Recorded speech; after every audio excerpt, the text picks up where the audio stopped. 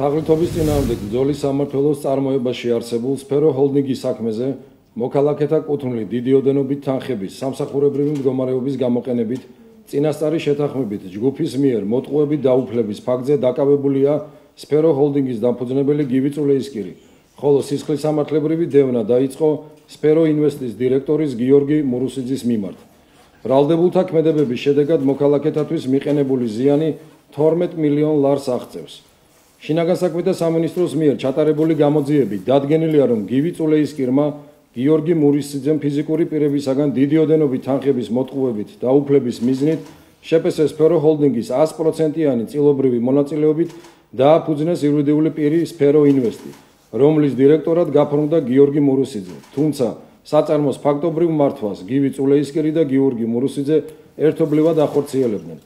გივი წულეისკირმა და გიორგი მურუსიძემ 2022 წლის თებერვლიდან 2025 წლის ოქტომბრამდე სფერო ინვესტის სახელით ფიზიკურ პირებთან გააფორმეს უძრავი ქონების დროებით საცხოვრებლად გადაცემის, აგრეთვე ეგრეთ წოდებული კაპიტალ დაბანდების შესახებ ხელშეკრულებები. კერძოდ, უძრავი ქონებების დროებით საცხოვრებლად გადაცემის შესახებ ხელშეკრულების თანახმად ფიზიკურ პირებს სფერო ინვესტის ანგარიშზე შეჰქონდათ თანხები, რის შემდეგაც სფერო ინვესტი მათთვის მესამე პირებისაგან ქირაობდა ბინებს.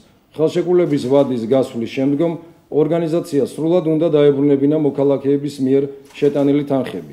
მიუხედავად ამისა, სფერო ინვესტმა შეწყვიტა ქირის საფასურის გადახდა, არ დააბრუნა თანხები, რის გამოც ასეულობით მოქალაქე საცხოვრებელის გარეშე დარჩა.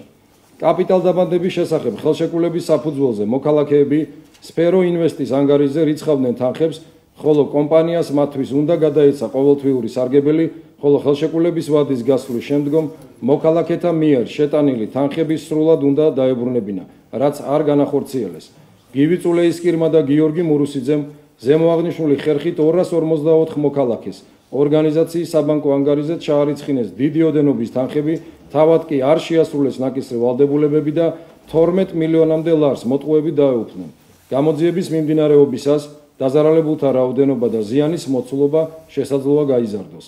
აღნიშნულ სისხლის სამართლის საქმეზე ბრალდებულ პირებს ბრალდება საქართველოს სისხლის სამართლის კოდექსის 180 მუხლის მეორე ნაწილის A და ამავე მუხლის მესამე ნაწილის A და B ქვეპუნქტები წარედგინათ, რაც სასჯელის სახე და ზომა 9 წლის ვადით თავისუფლების აღკვეთას ითვალისწინებს.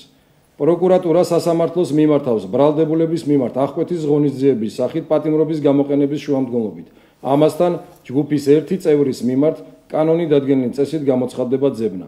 ხაზგასმით აღნიშნავთ, რომ თაღლითობის საქმეების ეფექტიანი გამოძიების უზრუნველყოფა საქართველოს პროკურატურის და შინაგან საქმეთა სამინისტროს ერთ-ერთ მთავარ პრიორიტეტს წარმოადგენს და მსგავსი კატეგორიის დანაშაულებზე გატარდება მკაცრი სისხლის სამართლის პოლიტიკა დაზარალებულთა კანონიერი ინტერესების დაცვის მიზნით. მადლობა.